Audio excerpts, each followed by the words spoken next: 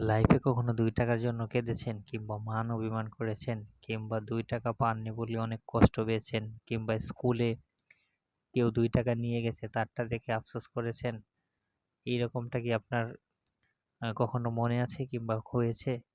আপনি যদি ৯০ দশকের ছেলেমেয়ে হয়ে থাকেন হয়তোবা আপনার এই স্মৃতিগুলো থাকতে পারে। কিংবা যদি আপনি একটু বড়লোক হয়ে থাকেন, মধ্যবিত্ত হয়ে থাকেন সেক্ষেত্রে আপনার এই স্মৃতি নাও থাকতে পারে। যারা গরিব ছিল কিংবা নিম্ন মধ্যবিত্ত ছিল তারা জানে যে আসলে ৳২ কত মূল্য। হয়তোবা এখন ৳২ দিয়ে কিছুই পাওয়া যায় না, ২ টা চকলেট কিংবা একটা শ্যাম্পু। কিন্তু এই ৳২ দিয়ে একসময় অনেক কিছু পাওয়া যেত।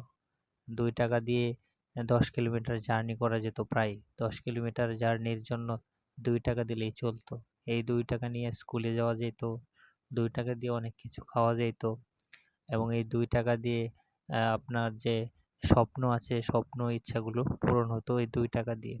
৳২ হয়তোবা এখন কিছুই না। এই ৳২ আগের যে ছিল, সেই আগের এই ৳২ আর বর্তমান ৳২ হিসাব মেলালে কিছুই হবে না। একটা সময় ছিল যে ৳২ যার কাছে থাকতো, গরিব মানুষ যাদের কাছে থাকতো, যে আমরা যে ছোট ছেলেমেয়ে ছিলাম, তাদের কাছে আকাশ সমান খুশি, ঈদের মতো খুশি যে আজকে ৳২ নিয়ে স্কুলে এসেছি কিংবা আজকে ৳২ নিয়ে বাজারে গিয়েছি। ততটা আনন্দ এখন মনে হয় যে এই ৳২ পরিবর্তে ৳১০,০০০ দিলেও এই আনন্দটা এখন আর জীবনে নাই। যে এই মিসটা করেছেন কিংবা ৳২ জন্য যে এই অনুভূতিটা ছিল সেই জানে যে আসলে লাইফে ৳২ কত মূল্য ছিল, কত দাম ছিল। এখন হয়তোবা আমাদের মানিব্যাগের চিপায় কিংবা বিভিন্ন জায়গায় ৳২ পড়ে থাকলে কোনো দাম নেই, আমরা খেয়াল করি না।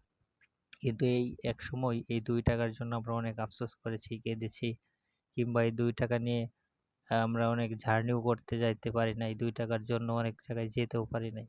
৳২ অনেক দাম ছিল। কিন্তু এখন আর এই ৳২ নেই।